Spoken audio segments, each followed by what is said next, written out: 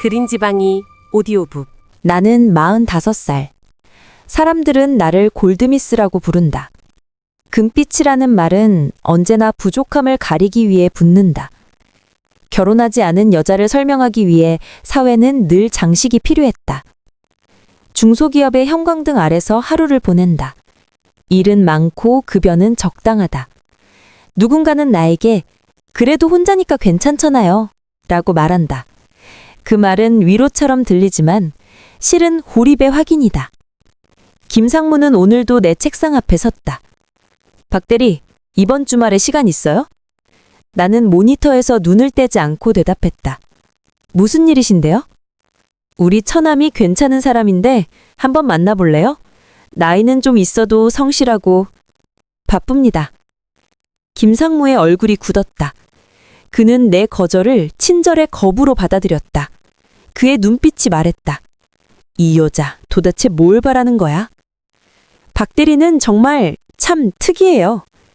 특이하다는 말. 그것은 이상하다의 정중한 버전이다. 김상무는 결혼 15년 차, 두 아이의 아버지다. 그는 자신의 삶을 정상으로 믿는다. 그래서 내 삶은 비정상이 된다. 그는 선의로 나를 공격한다. 걱정이라는 이름으로, 배려라는 가면을 쓰고. 박 대리 나이가 이제 45이잖아요. 솔직히 지금 아니면 정말 힘들어요. 제가 뭐가 힘든가요? 혼자 늙는 거요. 나중에 아프면 누가 돌봐줘요? 나는 마우스를 놓고 그를 똑바로 봤다. 상무님은 아프면 부인이 돌봐주시나요? 당연하죠.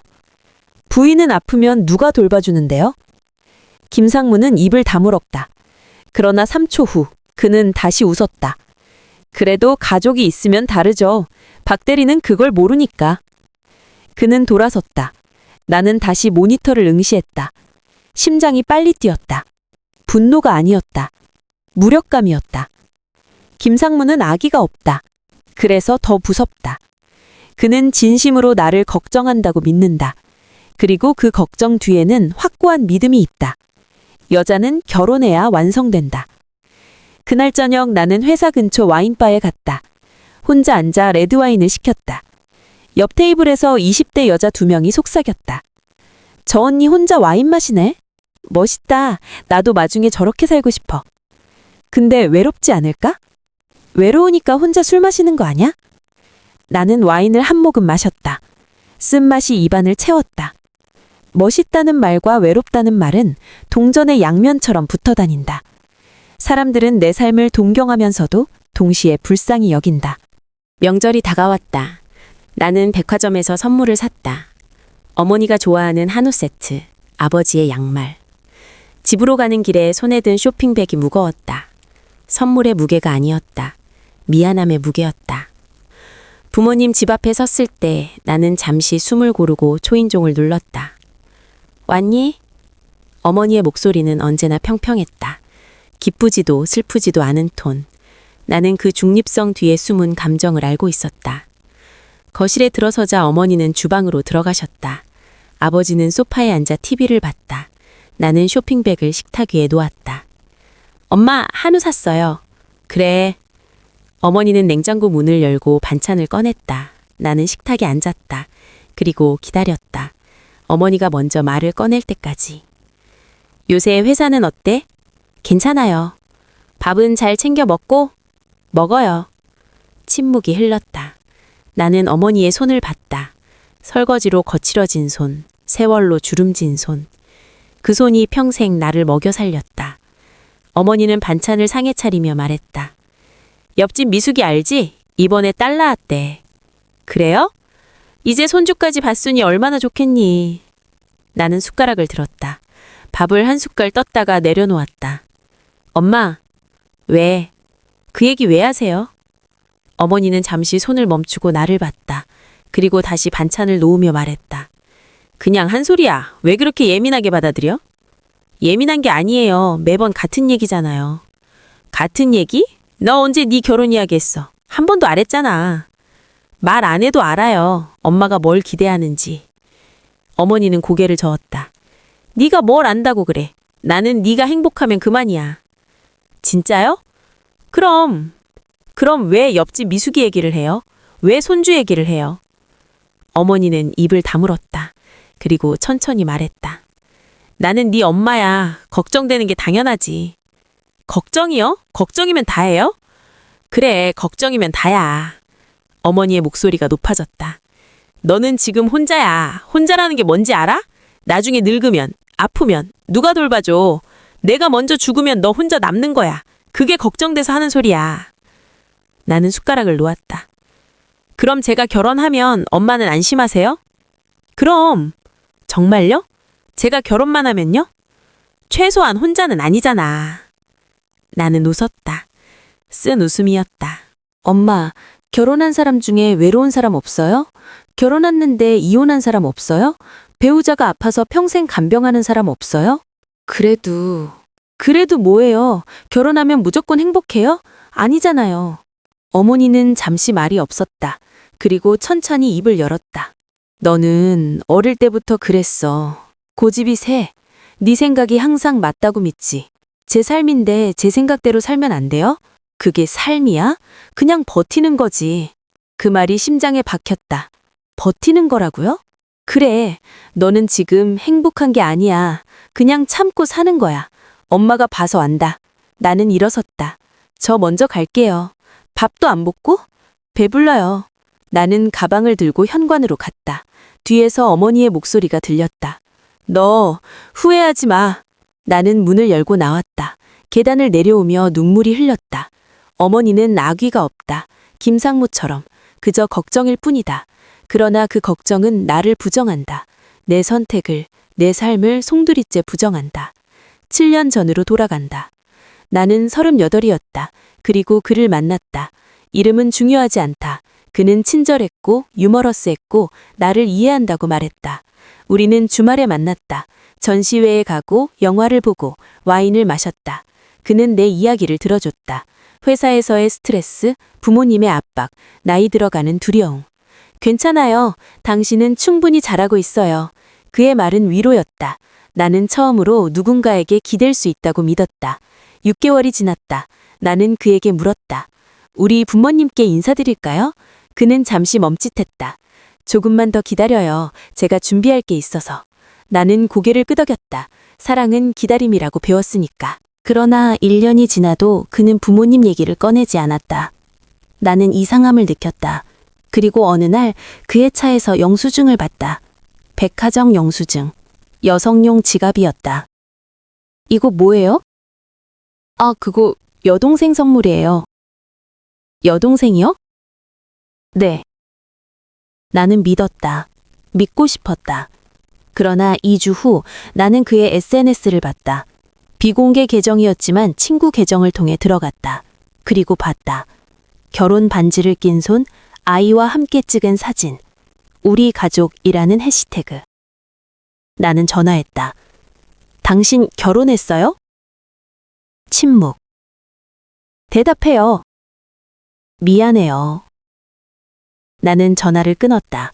그리고 그날 밤 나는 욕실 바닥에 주저앉아 울었다. 사랑받지 못한 슬픔이 아니었다. 속은 것도 아니었다. 내가 믿었던 모든 것이 거짓이었다는 사실이 견딜 수 없었다. 나는 스스로에게 물었다. 어떻게 몰랐을까?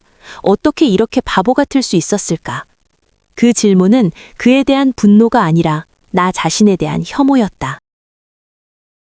김상무는 포기하지 않았다. 박대리, 이번엔 정말 괜찮은 사람인데 제 대학 동기예요. 사업도 잘 되고. 관심 없습니다. 에이, 그래도 한 번만. 상무님, 나는 모니터에서 눈을 떼고 그를 똑바로 봤다. 제가 결혼 안 하면 상무님한테 뭐가 문제인가요? 문제는 아니지만 박대리 인생이잖아요. 그럼 제 인생 제가 알아서 할게요. 김상무의 얼굴이 굳었다. 참 독하네. 세상이 다 적인 줄 아나 봐. 그는 돌아섰다. 그리고 중얼거렸다. 저러니까 결혼을 못하지. 나는 들었다. 들은 척하지 않았지만 분명히 들었다. 점심시간. 나는 혼자 구내식당에 갔다. 자리에 앉아 밥을 먹는데 옆 테이블에서 목소리가 들렸다. 박대리 진짜 신기하지 않아? 45인데 아직도 혼자야. 성격이 좀 까다로운가 봐. 아니면 이상한 사람 만났다가 트라우마 있거나. 그럴 수도 있지. 근데 진짜 나중에 후회할 텐데. 나는 숟가락을 놓고 일어섰다. 밥을 반도 먹지 않았다. 일주일 후 어머니에게서 전화가 왔다. 너 이번 주말에 집에 와. 무슨 일인데요? 그냥 와. 할 얘기 있어. 토요일, 나는 부모님 집에 갔다. 거실에는 어머니와 아버지, 그리고 낯선 남자가 앉아 있었다. 누구세요? 어머니가 말했다. 교회 집사님 아들이야. 인사해. 나는 그 남자를 봤다. 50 초반쯤 보였다. 그는 어색하게 웃었다. 안녕하세요. 저는 잠깐만요. 나는 어머니를 봤다. 엄마, 이게 뭐예요? 뭐긴 뭐야. 소개팅이지. 제가 오라고 해서 왔는데 소개팅이에요? 그래서 미리 말하면 안 올 거잖아. 나는 웃음이 나왔다. 허탈한 웃음이었다. 엄마, 저 45이에요. 20살 아니에요. 나이가 뭐가 중요해. 이분은 괜찮은 사람이야. 직업도 안정적이고. 엄마는 지금 뭐 하시는 거예요? 어머니의 목소리가 높아졌다. 엄마가 뭐 하긴, 네 인생 걱정하는 거지. 제 인생은 제가 알아서 해요. 알아서 해? 넌 지금까지 뭘 알아서 했는데? 나는 입을 다물었다. 어머니는 계속 말했다. 너는 어릴 때부터 고집만 세더니 결국 이 꼴이야. 45에 혼자, 친구도 없고 결혼도 안 하고. 엄마가 죽으면 넌 혼자 남는 거야. 그게 무서워서 이러는 거야. 엄마. 왜? 틀렸어? 틀린 말 했어? 나는 가방을 들었다. 저 갈게요. 야, 박지연. 나는 돌아서지 않았다. 문을 열고 나왔다. 계단을 내려오는데 어머니가 뒤따라왔다. 너 지금 도망가는 거야? 평생 도망갈 거야? 나는 멈춰섰다. 그리고 천천히 돌아봤다. 엄마, 저는 도망가는 게 아니에요. 사는 거예요. 제 방식대로. 네 방식이 뭔데? 혼자 술 마시고 혼자 집에 가고 그게 사는 거야? 네, 그게 제 삶이에요. 어머니의 눈에 눈물이 고였다. 너 엄마가 죽어도 그렇게 살 거니? 나는 대답하지 않았다. 대답할 수 없었다. 어머니는 고개를 저었다. 난 네가 이해 안 돼. 세상에 이렇게 많은 사람이 있는데 왜 혼자 사는 게 좋은지. 엄마는 제가 이해 안 가요? 그래, 안 가. 저도 엄마가 이해 안 가요. 나는 계단을 내려갔다.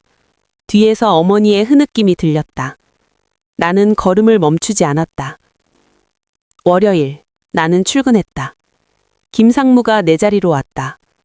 박대리, 이번 프로젝트 리더 맡아요. 갑자기요? 갑자기 아니에요. 당신이 제일 일 잘하잖아요. 나는 고개를 끄덕였다. 그러나 김상무는 떠나지 않았다. 근데 박대리, 하나만 물어볼게요. 뭔데요? 당신 왜 그렇게 살아요? 나는 손을 멈췄다. 뭐가요? 혼자. 왜 그렇게 혼자 살려고 해요? 소개팅도 거부하고 사람들이랑 어울리지도 않고. 그게 상무님이랑 무슨 상관인데요? 상관 있죠. 우리 같은 팀이잖아요. 팀이면 결혼해야 돼요? 김상무는 한숨을 쉬었다. 아니, 그게 아니라 박대리는 벽이 있어요. 사람들이 다가가기 힘들어해요. 누가요? 다들 그래요. 당신 혼자만 모르는 거예요. 나는 마우스를 놓고 그를 똑바로 봤다. 상무님, 제가 결혼 안 하면 팀워크에 문제 생겨요? 그런 건 아니지만. 그럼 됐잖아요. 김상무의 얼굴이 붉어졌다. 당신 정말 사람이 왜 이렇게 차가워요? 차가운 게 아니에요. 제 삶 지키는 거예요. 삶을 지켜? 당신 지금 삶을 사는 게 아니라 버티는 거예요. 그 말이 또 박혔다. 어머니가 했던 말. 버티는 거지. 나는 일어섰다. 저 화장실 좀 다녀올게요. 나는 화장실로 갔다. 거울 앞에 섰다. 거울 속에 나는 지쳐 보였다. 나는 세면대에 손을 짚고 숨을 고르려 했지만 숨이 제대로 쉬어지지 않았다. 그날 저녁 대학 동기 은정에게서 전화가 왔다. 지연아, 나 이혼했어. 뭐? 응, 어제 조정 끝났어. 나는 잠시 말을 잃었다. 갑자기 왜? 갑자기는 아니지. 5년 동안 생각했어. 아이들은? 내가 키워. 남편은 양육비만 보내기로 했어. 침묵이 흘렀다. 지연아, 응, 너 말이 맞았어. 뭐가? 결혼이 답은 아니라는 거. 나는 대답하지 못했다. 나 후회해. 결혼 안 할 걸. 아니, 적어도 그 사람이랑은 안 할 걸. 은정아, 근데 웃긴 건 나 아직도 혼자가 무서워. 이혼했는데도. 왜? 몰라. 평생 누구 옆에 있어야 한다고 배웠나 봐. 전화를 끊고 나는 소파에 앉았다. 은정은 나보다 일찍 결혼했다. 28에. 모두가 축복했다. 그리고 지금 그녀는 혼자가 되었다. 일주일 후 나는 지하철역에서 그를 마주쳤다. 7년 만이었다. 지연 씨. 나는 그를 봤다. 얼굴은 늙었고 머리는 희끗했다. 오랜만이네요. 나는 대답하지 않았다. 저기, 그때 일은 정말 미안했어요. 됐어요. 아니, 진심이에요. 제가 잘못했어요.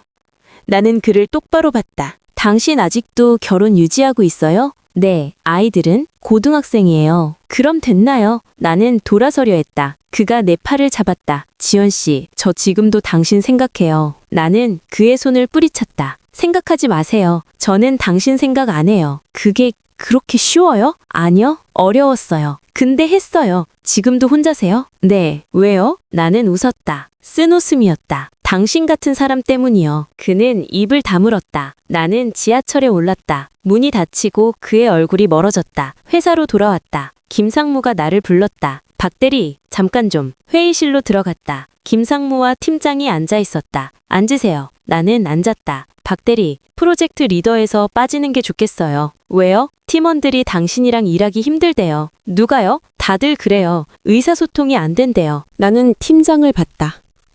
팀장님도 그렇게 생각하세요? 팀장은 시선을 피했다.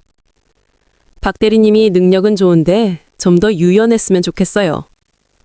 유연하게요? 네. 사람들이랑 더 어울리고 회식도 참여하고. 나는 웃음이 나왔다. 회식 안 가는 게 문제예요? 그런 게 쌓이면 문제죠. 나는 일어섰다. 알겠습니다. 박 대리, 됐어요. 리더 안 할게요. 나는 회의실을 나왔다. 자리로 돌아와 짐을 쌌다. 그리고 사표를 썼다. 다음 날, 나는 사표를 제출했다. 팀장이 놀란 얼굴로 말했다. 박 대리님, 갑자기 왜 이러세요? 더 이상 여기 있고 싶지 않아서요. 그래도 이렇게 갑자기는... 저 오늘까지만 나올게요. 나는 돌아섰다. 김상무가 복도에 서 있었다. 박 대리, 이러지 마요. 상무님은 제가 어떻게 하길 원하세요? 그냥 조금만 더 사람답게 살아요. 나는 그를 똑바로 봤다. 사람답게요? 네. 상무님이 생각하는 사람답게요? 나는 짐을 들고 그의 옆을 지나쳤다. 저는 이미 충분히 사람답게 살고 있어요. 집에 돌아온 날 밤 어머니에게서 전화가 왔다. 너 회사 그만뒀다며? 누가 말했어요? 그게 중요해? 너 미쳤니? 미치지 않았어요. 45세 회사 관두면 어떡해. 다시 취직할 데도 없는데. 제가 알아서 할게요. 알아서 해? 넌 지금까지 뭘 알아서 했는데. 그 말이 또 나왔다. 엄마, 전화 끊을게요. 야, 박지연! 나는 전화를 끊었다. 그리고 핸드폰을 꺼버렸다. 사표를 낸 후 3개월이 지났다. 나는 이력서를 50군데 넣었다.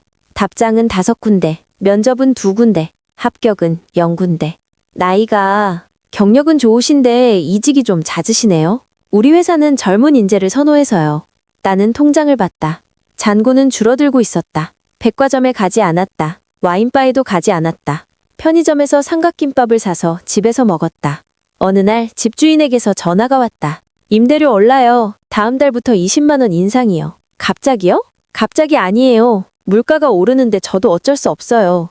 나는 전화를 끊고 방을 둘러봤다. 이 좁은 원룸, 이것마저 떠나야 할지 모른다는 생각이 들었다. 은정을 만났다. 지연아, 너 좀 이상해. 뭐가? 얼굴이 왜 그래? 밥 먹고 다녀? 먹고 다녀. 거짓말, 살 빠졌어. 나는 대답하지 않았다. 지연아, 솔직히 말할게. 너 지금 위험해. 뭐가? 너 혼자 감당할 수 있는 선을 넘었어. 내가 뭘 감당 못해? 회사 관두고 돈 없고 가족이랑도 안 만나고 이게 버티는 게 아니라 무너지는 거야. 은정아, 너도 그런 소리 하지 마. 무슨 소리? 버티는 거다, 무너지는 거다. 그런 소리. 나는 그냥 사는 거야. 은정은 고개를 저었다. 지연아, 나는 네 친구니까 솔직히 말할게. 너 지금 자기 파괴하고 있어. 자기 파괴? 응. 세상이 미워서 스스로를 벌주고 있어. 나는 웃었다. 정신과 의사 된 거야? 지연아, 진심이야. 너 이러다 진짜 큰일 나. 무슨 큰일?